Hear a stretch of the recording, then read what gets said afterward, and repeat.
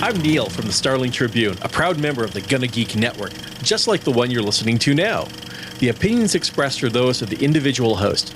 Check out all the other great podcasts at gonnageek.com and get ready because geekiness begins in 3, 2, 1.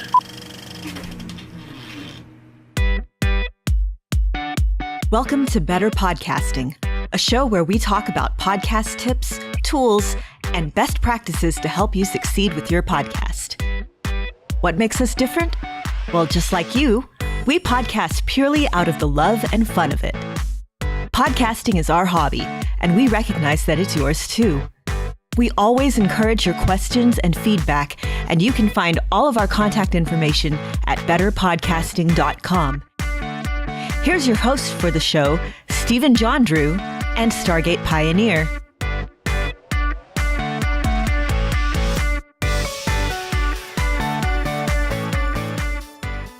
Hello and welcome to episode number 18 of Better Podcasting. My name is Stephen John Drew, and with me today is the better Stargate Pioneer. I get to go vote now. We're 18. Woohoo! And if you're paying attention to the presidential election in the United States, that might not be a good thing this time around. We'll see. Nobody wants to vote ever.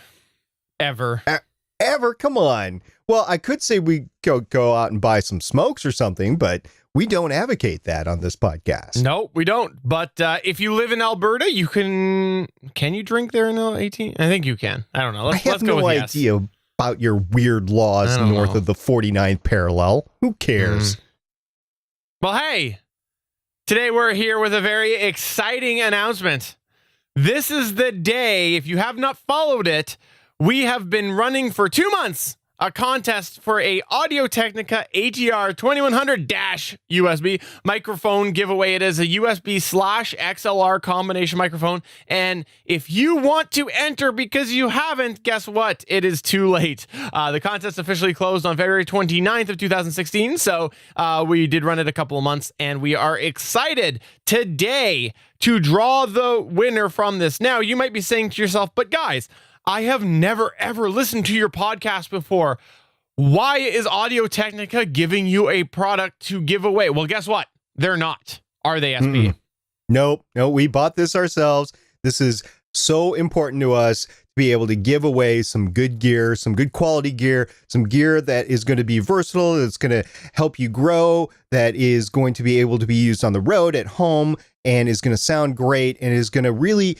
It doesn't matter if you're starting out on a podcast or if you're an experienced podcaster. This will more than likely up your game. Both Steven and I own one, and we do use it. Agreed. And this is something that we have... Reason we like this microphone is because it is so versatile. It not only sounds good, has an incredible price point, and best of all, like I mentioned, it is both XLR and USB. Now, we actually had a question come our way from somebody recently, and it was Chris Farrell.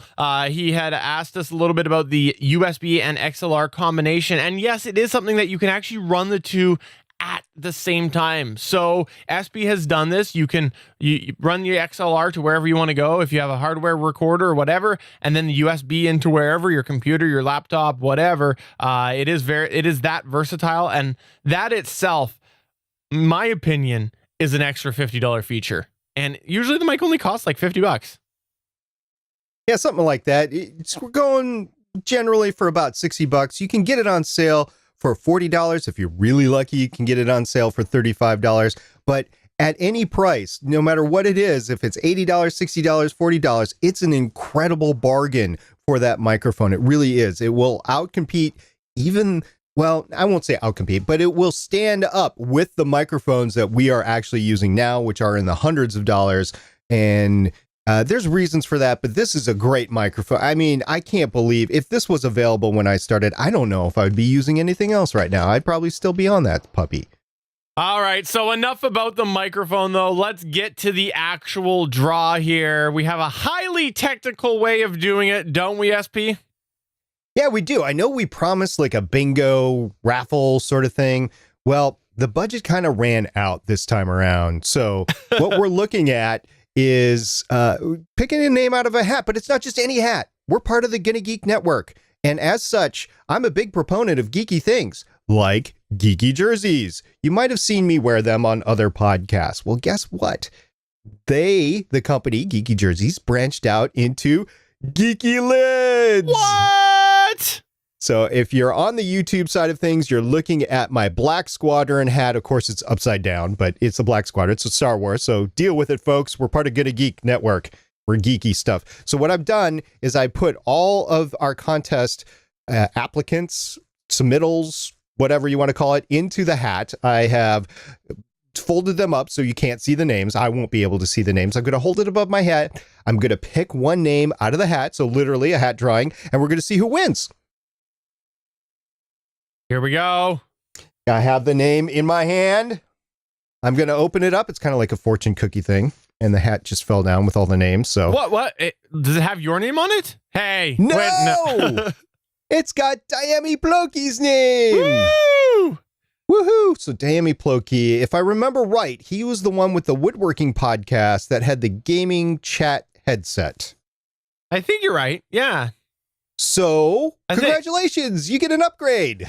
Woohoo! So Diami, we will definitely email you and ask for your information so that you can claim your prize. So Woohoo! congratulations on that. And we are happy that it is going to a fan of podcasting, which presumably if you're watching this, you are a fan of podcasting. That's right. And hey, guys, thank you everybody that entered into the giveaway. We really appreciate all your submittals. We loved reading them, even if we didn't share them on the air. But hey, I'm going to tease something, Steven. I'm just going to go ahead and do it. I know you don't want to say anything about it, but we have more giveaways. Yes, so stay tuned to future episodes of Better Podcasting for your chance to enter in to one of our giveaways. For sure. Now, before we do move on to our segment today, you might be thinking to yourself, Steven, why is it that you sound especially bad tonight? Well, it's because of my present company. What it is SP has decided to make a big reveal on this episode. SP, why don't you tell the audience a little bit about your reveal? Okay, so this actually has to go back to pre-holiday days. I've been waiting to use this thing for quite a while. This is the microphone that I had coveted for a while. It's the Electro Voice RE320.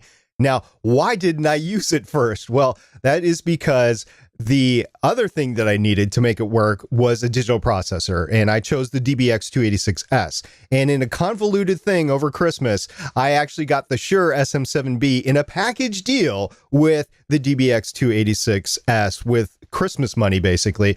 So I decided to go ahead and use that. Now, the day before I was given the Christmas money to order that rig, this went on sale at BSW Warehouse.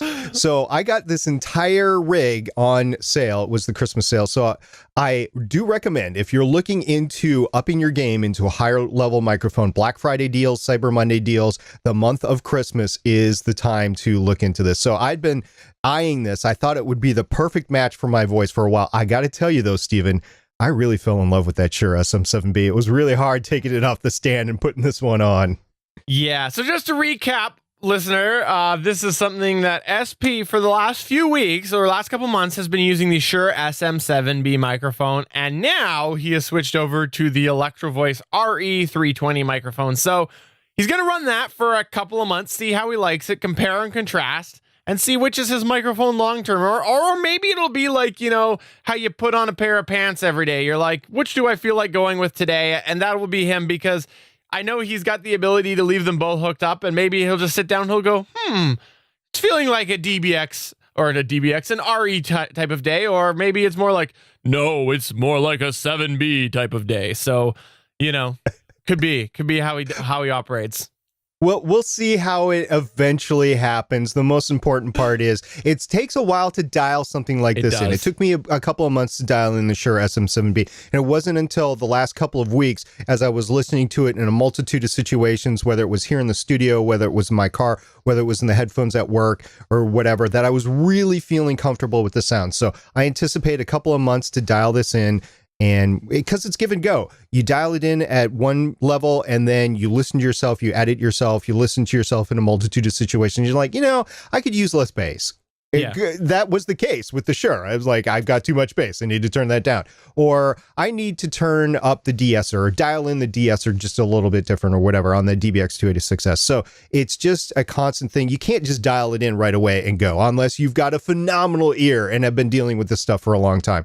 So at the end of a couple months, so we're talking right now, it's the beginning of March. So March, April. So at the beginning of May, I actually have the equipment. I can do both microphones at the same time through 2 different DBXs, and we will see which one the listeners like best for my voice. I'll go with which one I like, but which one the listeners actually like. So if you're in the market for a higher level microphone for the reasons of proximity effect, for the reasons of trying to get a leveler through a compressor, for all the reasons that you would choose a larger diaphragm cardioid dynamic cardioid microphone, then because your voice sounds different in each microphone. It does.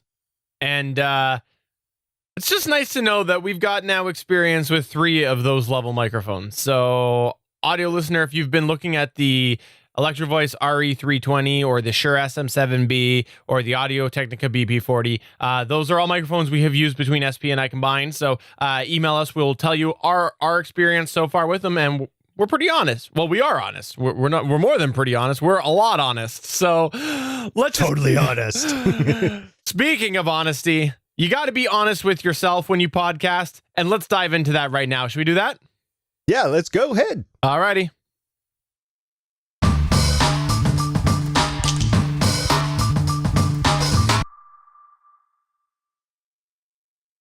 Honesty is the best policy when it comes to podcast time management. Oh, yes. As we mentioned last time, this is not an arc. We are breaking the arc format for a individual episode. This week, we feel it very necessary to talk about time management, and that is what we are going to do today. Time management is something that is always coming up when you're podcasting. It's always something that you are reflecting on, and we want to talk a little bit about it. So, SP, start us off here. Well, the first thing you need to do, and we talked about this way back in our initial arc, you need to prepare for your podcast, right? You need to actually prep. You spend some time thinking about what you're going to say. There is not an episode that I do, there's not an episode of Steven does, that we haven't done some sort of prep, that we haven't had some sort of knowledge and consolidated our thoughts in some way, shape, manner, or form, whether it's just a short little list or a long, drawn-out notes on like an episode or a movie or something like that. Heck, even the latest Legends of S.H.I.E.L.D. episode that Steven and I did, I actually had to prepare, since Haley wasn't there, I actually had to prepare all the quotes that we went through, and that took time. So whatever you do, whatever subject you podcast on, you're going to have to take time and to prepare your show, prepare the flow of the show, and to prepare what you're talking about. Absolutely. And always make sure that you do a lot for, or you do a lot, as in ALLOT. Is that right? I think so. ALOT.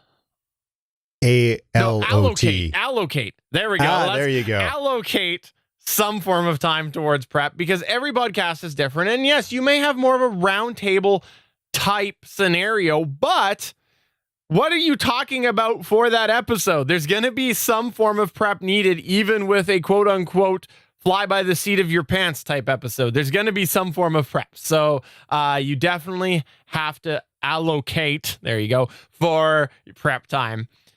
No one will accuse us of being spelling champions either. No, I admit it. Go read any of my articles on Gonna Geek. But the other side of things that kind of people interpret this word a little bit differently is your time management for producing your podcast. Now, this can be sort of twofold. This could be traditional producing, which has a lot to do with prepare, such as putting together notes, actually coming up with an order for the show, the usual quote unquote producer sort of role. Or it could be more technical producer, like the editing, things like that. You're in either case, this is something that you are going to need to remember, that these are things that add up to what or the time that it takes to make your podcast. So make sure that you have enough time for that and be reasonable with yourself. Is it new to you? Are you just taking on this role? Because that might be something that you are going from sort of a sit back sort of role to now maybe all of a sudden you're taking on these duties. It's going to take you longer than somebody who has been doing that role for 5 years. Yeah, it is going to take time. And just pace yourself, be patient with yourself. I know you want to get that episode out. I know, especially if you set a launch date, which I'm not a big advocate of. But if you're recording an episode and you set a launch date like the next day or the day after, you're going to be feeling incredibly rushed, incredibly under pressure. So just don't do that. But so the first time that you edit an episode, I believe the first Voices of Defiance, it was, I don't know, half an hour or 45-minute show. It took me 20 hours to edit that because I didn't know a thing about Audacity. I didn't know a thing about any of the workflow that I know today. And if it happened today, if the same episode was recorded today, I could probably knock that out in a couple of hours. Now, I do some more advanced things that I didn't know back then, and that has increased the time period, but it does get easier with time. However, you have to budget for that time no matter what it is. So go through it once, figure out how long it takes you, and then go through it a couple more times, figure out how long that takes you. And from front to back, I'm talking from planning the podcast to aligning guests or co-hosts to actually recording to the post-production, writing the show notes, and just figure out how much time that you have and how much time that takes. And if it fits, you're great. If it doesn't fit, then you need to do some time management. And one thing that you want to make sure when you are doing your time management is you want to remember that you're going to want to get a balance between quality and speed. Now, what do I mean by that? If I wanted to, I could just go and I could just post this video and this audio right to our feed, just in the raw form. Take me no time to do that afterwards. I would take my file that XSplit records, I would upload it to YouTube, and I would strip the audio out of it and I would throw it to our feed. And there you go. Now, here's the thing. What you're not going to catch is that we redid that intro today once already because we had some video problems. You would hear that and it would sound like garbage. And you would hear the 5 minutes that we had to fix that. So here's the thing that you want to do is you want to find that good balance. So you don't want to be spending 20 hours out of your day each day editing your podcast. That's too much. You can't get by on 4 hours of sleep only. So you want to go and find that balance. What is it that how comfortable am I spending time on the podcast and producing it and editing it?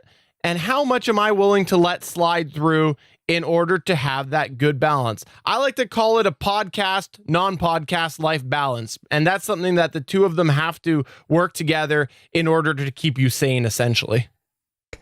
Being sane and podcasting usually don't go hand in hand, but you actually want to be as sane as possible, even if your shtick is you're insane, because you got to actually go through this workflow on whatever routine basis that you're doing. If you're releasing an episode every week, that's one thing. If you're releasing an episode every day, and believe it or not, there are people that do that. I think they're nuts. I think they're crazy, but people do that. And if you're releasing an episode, whenever it's ready, like say you're doing just a well-produced podcast, you need to sit back and produce that for whatever length it is. If it's a 30-minute podcast or a 20-minute let's take Legends of S.H.I.E.L.D. Long Box Edition. It's a 20-minute podcast. It is a produced podcast, and it takes a while to put that out. It might seem like it's just grip it and rip it, but it's about 6 hours of work that goes into something like that. You take a look at some of the history podcasts that are out there, and it's like history. The beginning is history by the time you get to the end of it, because it's like 4.5 hours long, but it's good content. So you just have to really have expectations on how long it's going to take for you to actually do this. And that leads me a little bit towards a sort of a phrase that I stole from somewhere and modified, and it's know your limits, podcast within it. And what do I mean by that? That means be real with yourself. Know that you have limits on what you can do each day for your hobby. Remember, it's your hobby. For me personally, I have 2 young children, a 3-year-old and a 1-year-old. They are very, very needy. So No, you don't say. Kids needy. I know. I thought you just locked them up in a kennel like a puppy. I do, but I can only do that so long before no, I don't do that. I do not do that. Okay.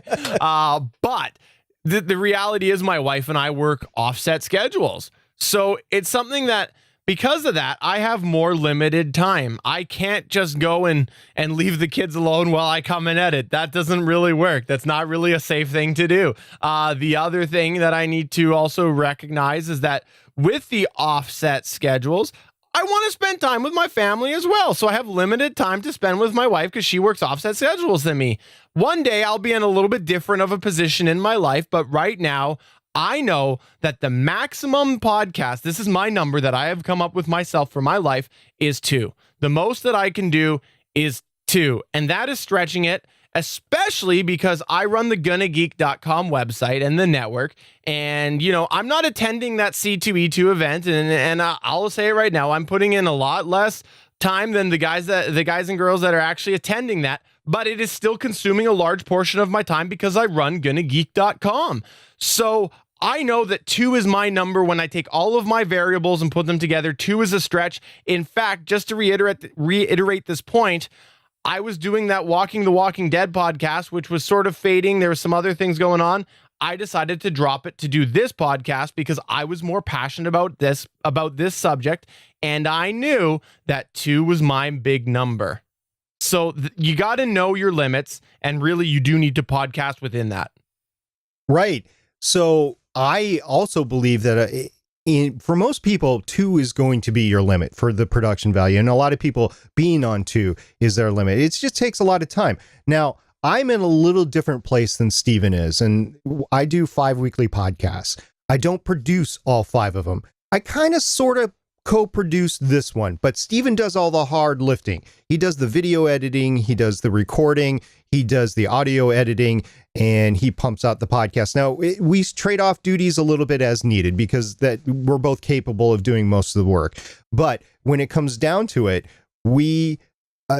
I let Steven do most of the heavy lifting on this podcast, and all I do, I'm the on-air talent. I'm the what do we call it? The on-air talent. Let's keep it at that, right? Yeah, right. That was intentional, folks, by the way. So yeah, I'm just along for the ride in this one and bringing the knowledge and whatever. I do have 3 older kids. I do not have young kids. If I had young kids, I would be out at the hockey rinks. I would be out at the soccer fields. I would be out at the cheerleading camps and taking the kids wherever they need to go every night. That's just what you have to do when you raise kids. I do have a home that I have to maintain. This stuff doesn't happen on its own. And I'm not rich enough that I hire a butler like Batman or something to take care of all of it. I do have to maintain cars. So there are limits to what I do. I can't just podcast when I'm not working. I do have a steady career. I have a steady job that I have to go to 5 days a week, just like everybody else, work my 8 to 12 hour days or whatever it is these days. And I did also pod fade a podcast in order to do what I'm doing now. Now, I am a big sci-fi guy. I am not doing a sci-fi podcast right now. That is because the podcast that I started, Voices of Defiance, the show ended. So instead of starting up a new sci-fi podcast, I was like, I really want to do better podcasting. So that was it. And along the way, Starling Tribune needed a new producer because another podcaster that we had on the network was having issues with time management as well. So I picked that one up. But the only reason I picked up Starling Tribune, and I've said this before, the co-hosts that you have can really bring it and bring all sorts of support. So I don't do show notes on Starling Tribune. We talked about this before. Neil does them. I don't do the video editing. We talked about this on the show before. Chris does that. So that show that you're getting on the Gonna Geek Network right now is possibly because all 3 of us actually use our time to make that go. So I also work out, and one of the great things about being on a network, by the way, is if you're not the network owner, you don't have to maintain that web page. So that frees up, it actually does. It frees up a lot of time that I don't have to do. So that's why I love being part of the Gonna Geek Network. I'm more on the creative side. I don't have to worry about that web page maintenance. So once you do come to grips with what your limit is, what are you going to do? You're going to find yourself a routine, because this is what's going to happen. If you do a podcast, you're going to fall into a routine of some form, because your audience wants to know, when can I get myself an episode? So you're going to develop this routine. It could be over the course of a week if you're a weekly podcast. Could be over the course of a 3-week cycle if you're every 3 weeks. So, whatever it is, you're going to have this routine. I'll give you an example of my routine. I do 2 podcasts. The one records, on average, records on Monday, which is the Guinea Geek podcast. The other records on Friday, which is this podcast. So the way that I work it is I plan to record the podcast, the Guinea Geek podcast, on the Monday. Over the remainder of the week, coming in somewhere in the neighborhood of the last touches being on Thursday, I do some of the rough edits. I do my audio syncing. I do all of that. And then Thursday night, I do the rest of it. I get it all, what I think is polished and good and pretty much ready to go, leaving me Friday to preview through the day the actual podcast and make sure there is no last minute final touches that I need for a Saturday morning release. That is the routine I have come up with myself for Gonna Geek podcast, because it works. For this one here, it's a little bit easier because the weekend has come. I got a few more hours. I'm not at my day job. So what I do is Friday evening after I record, I tend to get all of the rough touches on this podcast all in, get the audio all synced, which ends up giving me Saturday and Sunday in order to get it quote unquote polished, which is not actually polished, because Monday I go through and I preview and I find the things that I missed. So then that leaves for a Tuesday release. So this is the routine that I have developed for me for my 2 podcasts, and it works quite well. And I consciously think about, am I in line in the week right now? Whatever day it is, am I in line with my routine? Because if not, I am going to have to make that up somewhere because I'm behind. So it is something that this is an active routine that I follow for my workflow. How about you, SP? Well, first of all, kids at home, did you catch that? Steven spends all of his work nights during the week chained to his desk doing it all night long. Did you catch that? All night long. From the time he gets home till the time he leaves work, he does that all night. No, that's not right. I just want to hit this home. He spends time with his family every night. So only for a couple of hours is he doing podcast stuff every night, right?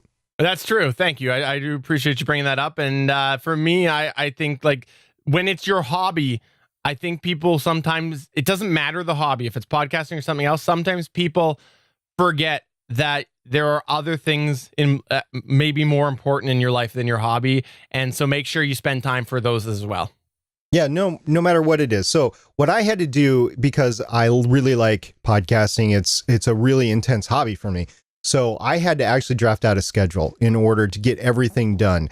And I wrote out per workflow item of what I did in a long list. It ended up being about 6 or 7 pages, because there's really discrete little tasks that all combine into releasing a podcast. And I wrote all those steps down, and I made sure I could fit them on a day-to-day basis. Now, when I originally did it, there were some items on there that I wanted to do every week. I don't do those items anymore every week because I didn't have time to do them. So they dropped out. Now, they're still on the long range plan, a few of them, but it takes longer to do some of those items. So if writing down a schedule will help you, that is what I did. And all 7 days are absolutely filled with the time I can have allotted to podcasting with what I'm going to do. So it's a very structured thing, and I'm fine with that. It's how I work. But if you are more free flow, if you're more creative, if you need to go out and do other things, then by all means, go out and do that. Just don't do 5 podcasts a week. It will ruin you. But if you're very detailed and you are very oriented and you're like, okay, we need to do this, we need to do this, we need to do this, and including prep time, then you can do more than 1 podcast or 2 podcasts a week. But I don't recommend doing more than 2 podcasts a week for anybody. Yeah. And one thing that you might want to consider when you are trying to come up with your routine, you may want to think about working backwards. Now, what do I mean by that? Well, work from the end of the production standpoint in your podcast, so the moment that you're releasing, and work backwards. How long is it going to take me to generate that post to Libsyn or Podbean or whatever? How long is it going to take me to do that? Okay, that's going to take me an hour to do. All right, so I know that that's some time I need to allocate there.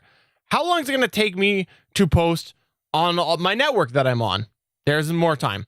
How long is it going to take me to edit the podcast? That's going to take me 2 days. So then you start to hone in on really what a reasonable cycle is for you to release that podcast, because you might find that you absolutely want to do a weekly podcast, but when you add up all the variables, you have no time to possibly do it. You just don't have the free time available to do it. So sometimes working backwards can get you a realistic expectation on how long it's going to take you specifically to do your podcast. And that's something that you need to remember. Everybody is different. SB said it here. He does 5 podcasts. If you've never podcast before, I will tell you that if you are considering starting off with 5 podcasts, don't do it. I will tell you solidly that is bad choices on your part. What you need to do is be honest with yourself, right, SP? Yeah, be honest with yourself, and you need to just plan your time, especially I just have to say this part. When I have to actually record all the cassette tapes and mail them out, it takes hours. That's my entire weekend. No, I'm just kidding. And that's a callback, by the way, to the very beginning of the podcast when I actually had a tape deck sitting underneath my mixer. So there you go. But yes, be honest with yourself. Like right now, I am planning on going to C2E2. That's the Chicago Comic and Entertainment Expo in Chicago. We actually have a panel there for the Gonna Geek Network at 2:45 p.m. Friday, the 18th of March in room S503, and be there if you want to get some podcast swag that might help you podcast. Ooh. Anyway, so I'm doing that. Well, what are we going to do for that? Actually takes place on the night that we podcast for Better Podcasting, that we record our Better Podcasting. So Stephen and I have actually met, and we're throwing around some ideas over what we're going to do. Are we going to skip a week? Are we going to pre-record something? So you have to plan ahead to some sort of stuff like that. And this applies to holidays and vacation time as well. For sure. And here's another great example that I want to share, because it leads perfectly into it. This is a problem that I know you and I both go through every single year. It's Christmas. Oh, Christmas is a time that we have to ramp up our time management. Me personally, I know how stressful and busy holidays are without podcasting. So for years, I have made this my thing that I do not podcast. I do not plan to podcast. Let me specify that. I do not plan to podcast during the last 2 weeks of December, because I know that I'm going to be tied up with family. I'm going to be tied up with a variety of other things. My wife will be working more hours. I do not podcast the last 2 weeks in December, unless it's a one-off like we did with that blab this year. Yeah. So why do I do that? Well, like I said, it's busy, but what it allows me to do is plan in advance. And the way that this is how I tackle my Decembers. I end up pre-recording one episode. So let's say in the first or the second week of December, I'll not just record 2 podcasts in that time. I'll record 3, which allows me to essentially skip 1 week during that gap at the end of December and release one that was pre-recorded. So essentially, I'm only missing 1 week of releases in December on my podcasts, but I am still giving myself 2.5 weeks off during that immediately really busy time of the year. And that's how I handle it. So I am very realistic with myself during that time of year and go, you have to accept, Stephen, that you are going to miss a week. Yeah, and this is actually planned out in my podcast as well, where I just tell everybody that I'm producing, just tell everybody, look, I'm not going to be available and we're not going to pump out an episode. It's just not going to happen. And I need to take the time off. And in this particular last Christmas 2015, I actually had to do some gear changes. We got the DBX 286S running on my system. I got the Shure SM7B running on the system. And without that time, I wouldn't have been able to do that. And plus, I need to spend time with my family. I need to relax. I need to do the family holiday stuff. And also, this applies to vacations, as I alluded to before. I have podcasted at the beach. I have podcasted at a lake resort. I have podcasted in places where I really should not have podcasted. The plane. So, okay, that was a little joke at the end. We just did a mic test. I didn't really podcast on the plane. So you need to, a good friend of ours who helped us start up the cast gave me a saying a long time ago, and it was for texting on your cell phone while you're with your other friends. It's be where you at. And it applies to podcasting as well. Don't go run and hide in a room to podcast. Be with family, whatever. If you miss an episode, no big deal. You'll just pump another one out later. I mean, there's no rules in podcasting. Take the week off. Nobody's going to be, unless they're traveling and want to listen to you, they can download your back catalog. Just relax. Nobody's going to stress out because they can't hear from you. And make sure around all of these important things, Christmas time, vacation time, take time to decompress as well, because I like to say that from two points with podcasting. Number one, when you are taking that time off, podcasting is a lot of work. Decompress when you're on your time off. Appreciate it. Try not to wrap yourself up too much in the podcasting world when you do end up taking a bit of time off. Just take it to spend some time to really relax and decompress and enjoy that. The other side of it is when you are getting off of like a vacation, decompress from that a little bit and don't jump right back into podcasting, because you will find that when you take a bit of a gap off, we mentioned this when we talked about doing that blab at the beginning of January, it takes you a little bit to get back in the routine. Even if you've only missed a couple of weeks, there's something about that just getting back into that podcast routine can be a bit of a hurdle. And you don't want to come home at 5 o'clock from your 2-week vacation and podcast at 5:30. Bad idea. Hey, Steven, you mentioned hurdles. Have you ever tried to actually jump over hurdles, run the hurdles without stretching or warm up before? Why would I do that? That would be insane. Right. Yeah, actually running or doing it without prep? Both. Yeah, right. So you need to do the same things with podcasting. You need to just get back into it and get back in the groove and that sort of thing. So yes, there are times to take off and there are ways to ease in and out of it. And you should definitely do that. Agreed.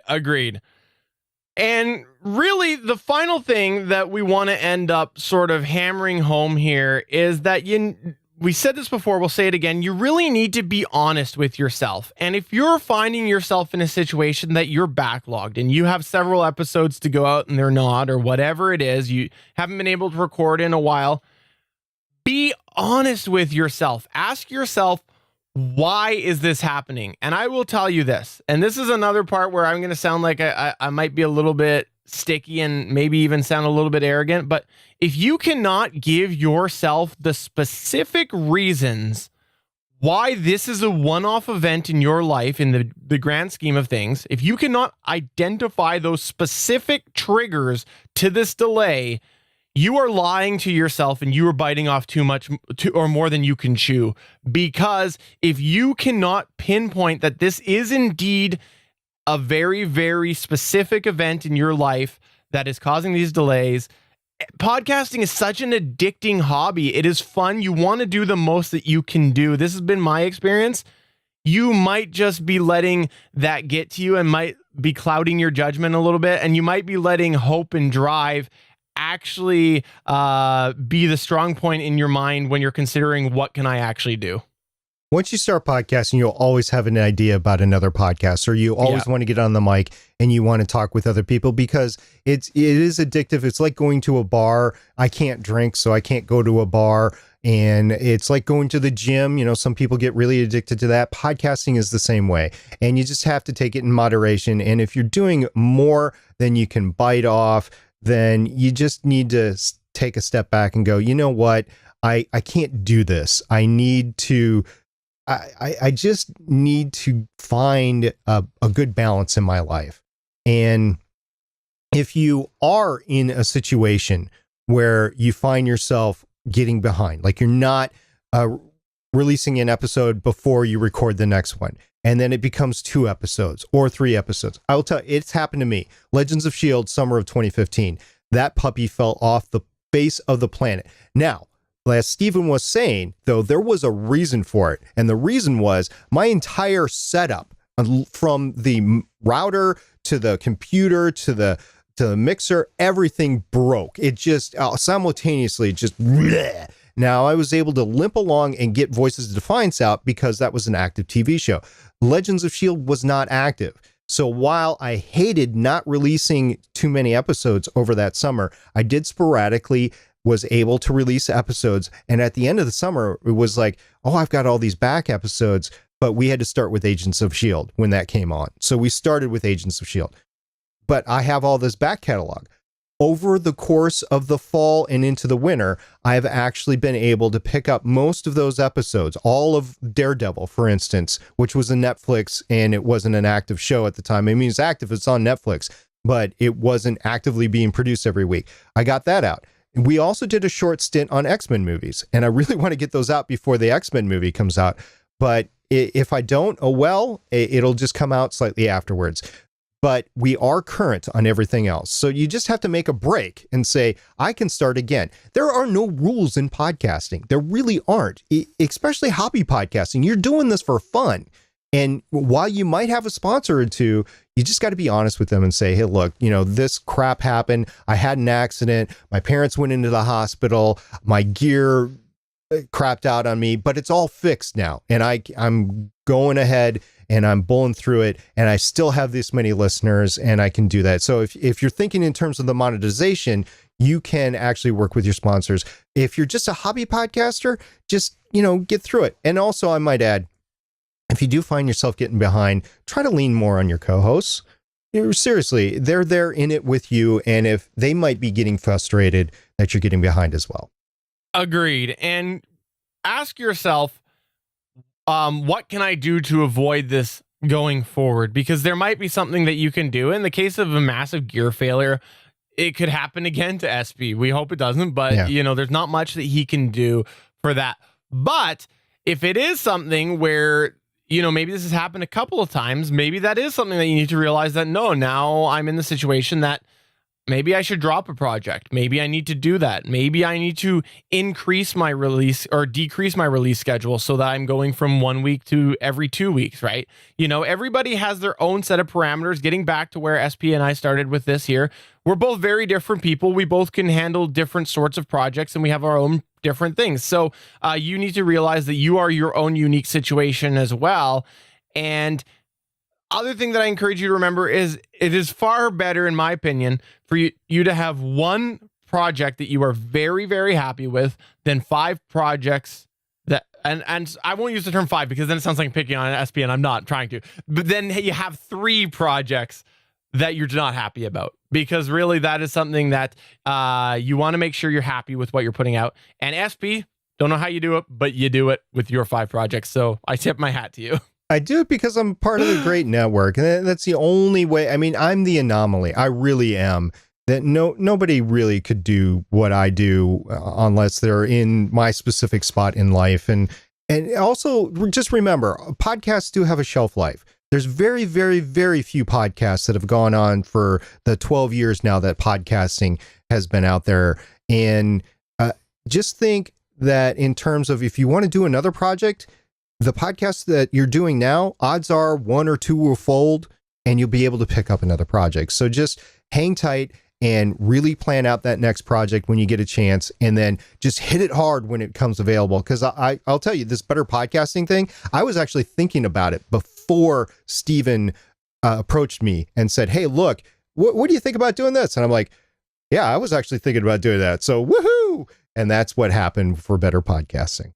For sure. And we both adjusted our schedules to make it work because we knew true. Our limits, and then we podcast within it.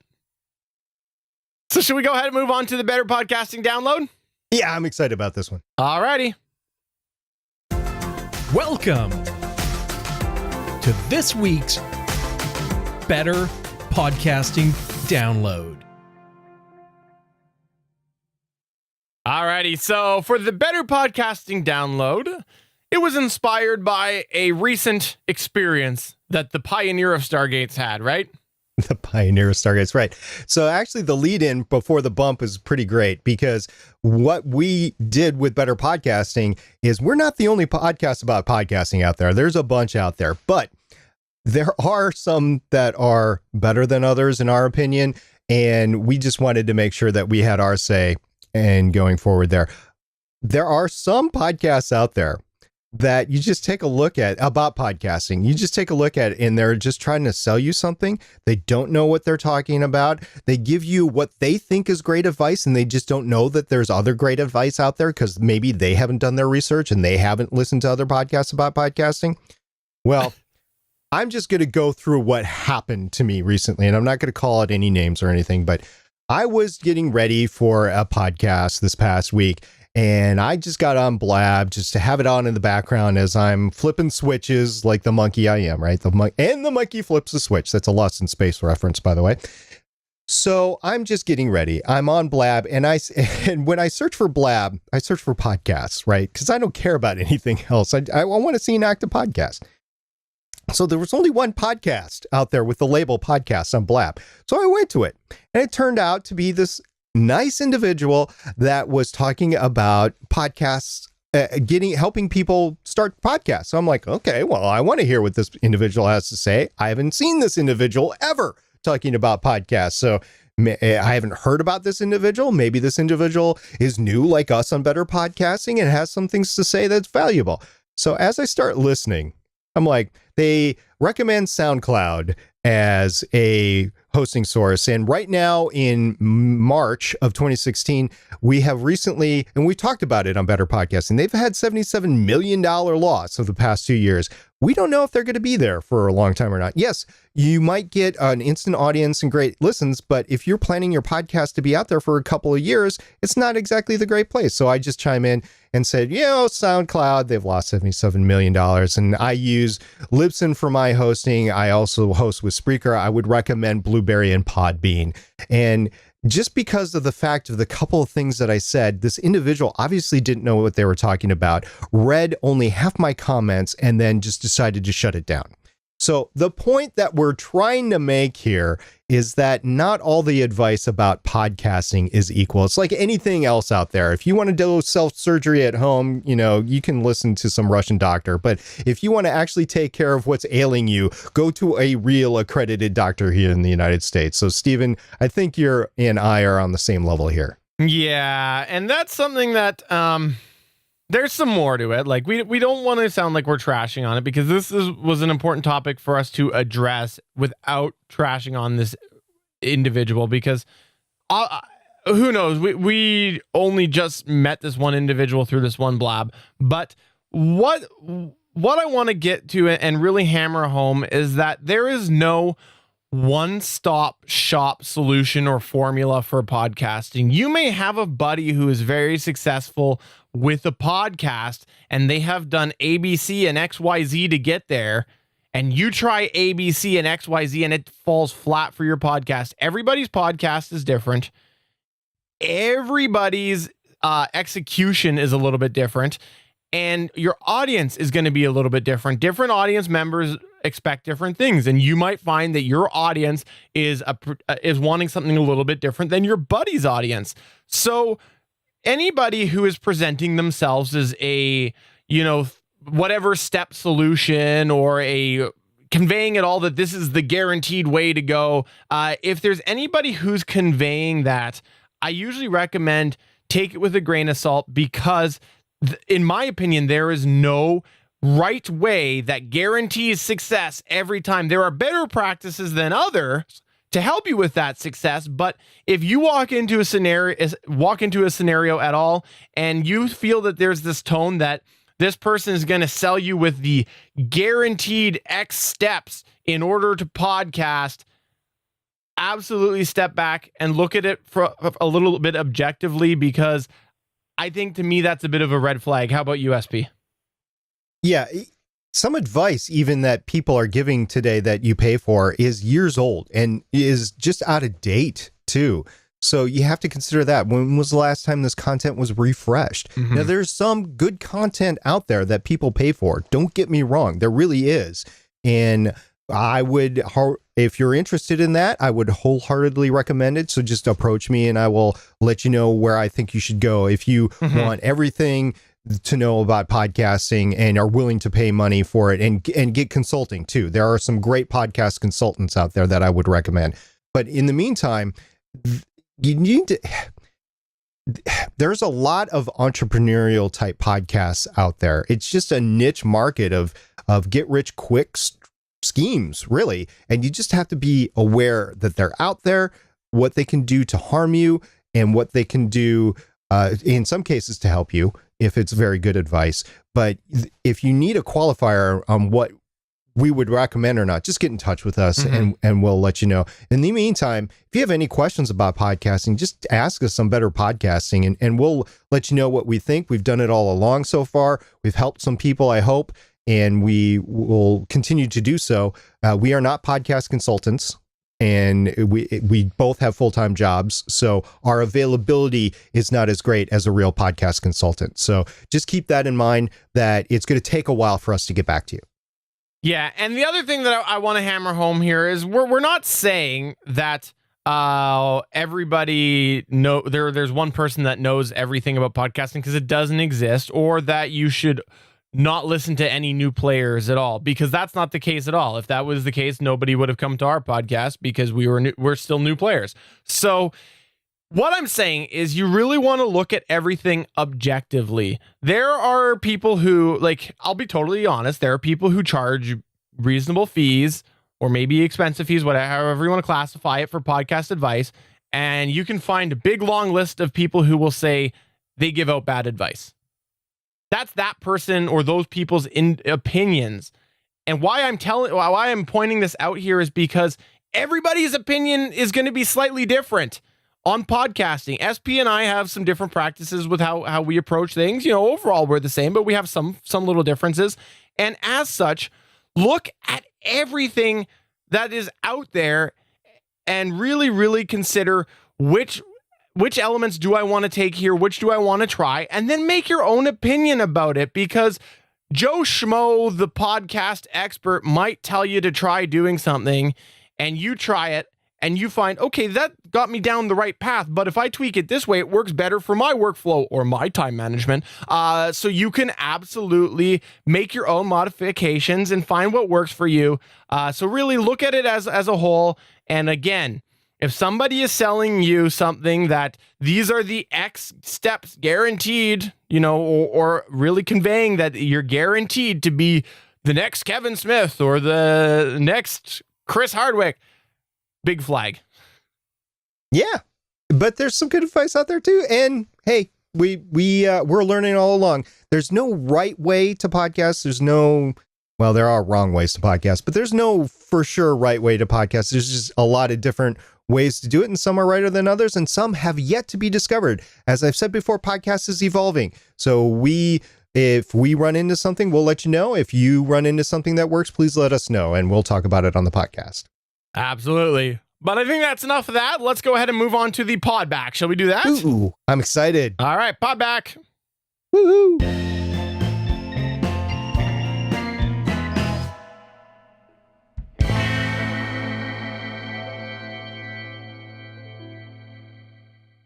What do they call that? A pregnant pause? Is that what they call that there? I guess so. I don't know. It sounds like it. Although I will tell you, I am really excited about this because it is our first iTunes review. Yay! And unfortunately, it took me a little while to find it. Why, Stephen? Can you tell the listeners why it took me a little time to find our first review? Do you have any clue? We talked about this before. I'm the Canadian on the podcast and I don't use Apple products. Yes, exactly. Okay, so full disclosure, I'm here in America. Stephen is in Canada. iTunes only shows you what country you're actually signed up for, or you have to switch to another country. So I don't know why I did it. I was like, this is stupid. We should have a review on iTunes by now. And I flipped over to Canada, and guess what I found? A review from a Canadian. So to my fellow Canadian, first off, please email me. Tell me where you live. Steven@GonnaGeek.com. I'd love to know where you live. Then we can talk and share crazy Canadian igloo stories. That was for the Americans. But Why you drink your Molson, right? Exactly. No, but seriously, I have mentioned it before on a couple different podcasts. I'm not really into the Apple ecosystem that much anymore. And as such, I admit it, I don't use iTunes as much as I really should, especially considering I do podcasts. But SP, thank you for finding this. And go ahead, SP, and share the review. I will let you do the honor since you were the one that found it. All right. So this is a 5-star review. So thank you very much from Stan Curious from Canada. And it reads as such: best podcast for the hobbyist podcaster. Excellent talks and tips on audio processes, standards, etc. from those wielding their knowledge for the good of humankind. Structured, organized, and on point. Enjoying the journey with SP and SJ. You know, this is the second time I've heard SJ from a listener. How'd you get labeled as SJ? You're Steven, you're not SJ. Well, let's analyze my name. Steven John Drew. John Drew is hard enough, let alone Steven with a PH. So there's why. It's just easier to type SJ. Probably, yeah, especially in an iTunes review. So, Stan Curious, thank you very much. We do appreciate the 5-star review in Canada, and I'm looking forward to our next review. Absolutely. Thank you very much for that. We also had on the Twitter sphere, Knox Richardson said, at Betterpod, I'm upgrading from ATR2100 to an Electro Voice RE320. Let's pause here for a moment and analyze that right now. SP literally has those in front of him, both of those microphones right now. Pretty cool. So, plus, maybe this means that Knox is actually SP. Whoa, mind blown. But no, this was great. This was well timed. We had been planning the switch to the RE320 for over a month. So it was great. When I saw this come in, I'm like, should Steven tell somebody? Maybe this is a secret account Steven made up. No. But no, it's not. So Knox Richardson, thank you very much. As you can tell, obviously, I'm using the RE320, and I would say that if you get any large diaphragm dynamic cardioid microphone, it deserves a digital processor to really take full advantage of it. At the very least, you're going to need a preamp, because especially with that Shure SM7B, it is not going to be driven by any mixer. You need an excessive amount of gain to make sure that actually sounds good without being muddy. So that is my advice there. If you just plug it straight into a Zoom H5, I'm not sure that's going to work. I would recommend like a FET head or a cloud lifter, basically an inline gain if you're trying to go mobile or whatever. But really, a digital processor, now I can't find another one out there. If there exists another one out there in the $200 and down range here in America, please let me know. But the DBX 286S is just awesome. So that would be my recommendation there. And I want to add the last part that Knox put in here, which he had asked specifically if he should use a USB mixer, a Scarlett Focusrite 2i2, or just go with the Zoom H5. I want to say that all three of those are great things that can be used, hardware that could be used for podcasting. But no, SP is right.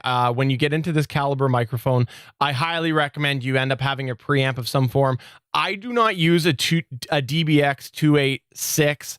However, it is a great product. It is much more affordable in the States than it is in Canada. If you can afford it, get it. But if you are just looking for a preamp, I will tell you what I use and have had relatively good experience with this, as well as that condenser I did a little test with and a few other things. It is the Behringer Mini Mic 800. They are fairly inexpensive, but price it out, find out what it's going to cost you to get that, and then find out what it's going to cost you to get the DBX, because if you can go for the DBX, it is definitely the better of the two. However, I've been using this Mini Mic 800 for a while. I will admit there was a time this year that I actually thought that it was going, but it turned out to be a bad cable. So it has been solid for me for probably close to 2 years now, I think. And I actually own another one in the box just because I didn't know, I got a good sale on it, and I thought I might end up using it down the road. But yeah, check it out. Is it going to give you the same quality as a DBX286 preamp wise? I'm going to guess not. I have not done a head-to-head test, so I can't say. But just given price point difference, I think it is often a you get what you pay for thing, but it is working just fine for me as just a preamp. Keep in mind the DBX286 does a whole bunch of other things. It does compression. It does a bit of, I guess we could call it EQ to a degree. Yeah, simple EQ. It does a variety of things. So if you can do the DBX286, I would recommend that over this, but that might give you that extra gain. The Behringer Mini Mic 800 may give you that extra gain that SP was talking about. So those are a couple of options there. And SP, you got something else? Yeah, one last thing. You mentioned, should I get a USB mixer, basically an audio interface, or a Zoom H5? I would recommend getting the portable digital recorder as a backup. They only work if you press record, but they do actually an excellent job of recording good quality sound. Now, a USB mixer, I will say I would recommend going to a USB mixer only for the fact that it will allow you for future expansion. Say you want to play live music, say you want to actually record multiple different tracks at the same time or whatever, a USB mixer is a great entry way to do that. You don't need the monstrosity that I have. I actually started with a very small, we've gone through our stories before. I've started with a small USB mixer. I would recommend a little larger one that I started out with, but if you have any further questions, please don't hesitate to send them our way. I know I've actually interacted with you on this already, but if you have any further questions, please let either of us know. Absolutely. And the one last thing that I have before we do wrap up is keep in mind that anytime you use something that is not a dedicated piece of hardware, you are depending on something. So the Scarlett 2i2 is going to depend on a computer to do the actual recording. A USB mixer is going to depend on a computer. So if my computer was to crash right now when I was using the 2i2, I might lose my recording. If SP, on the other hand, who uses a Zoom H6, if his computer crashed right now, it would not, because that thing is a solo piece of equipment that does not depend on a computer. So that might be something to consider when you're choosing your recording method as well. And I always like to emphasize that when someone brings up the idea of an interface, especially as somebody who has been very successful with an interface, but has had some headaches over the years. Right. And if you want to go back, I believe it was episode 10 while we were talking about our upgrade pass. I believe so. That we wanted to do, you will find the reasons why I have switched to a large diaphragm mic versus like the Sennheiser E935 that I was using, which is very comparable in sound to the ATR2100. And you can even go online in YouTube and find direct comparisons of the ATR2100 to the Shure SM7B and the RE320. Very, very similar in sound. Actually, it takes a trained ear to hear between the two. So I think that if you want to stay with the ATR2100, that is a good microphone, and we don't advocate that you have to jump up to this, but if you're going to jump up to this, there are some other things to consider as well. For sure.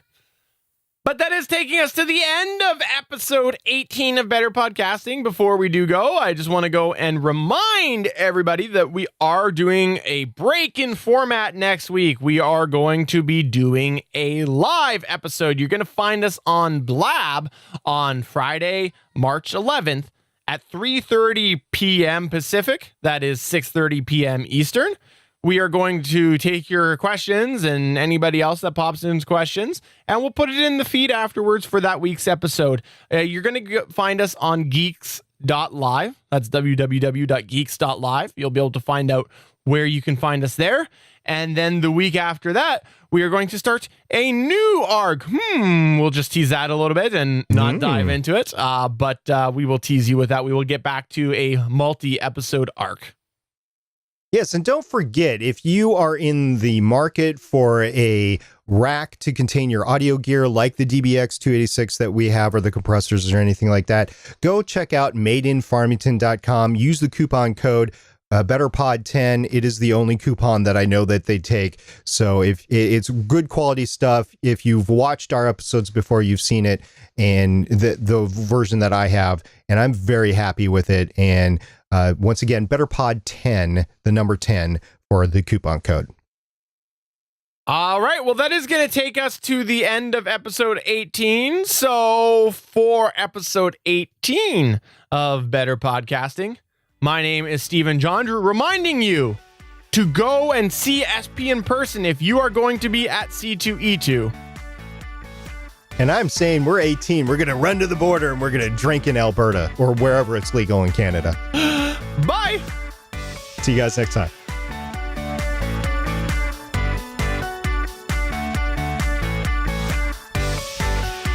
Thank you for listening to another episode of Better Podcasting. We want to hear from you. You can find all of our contact information at betterpodcasting.com.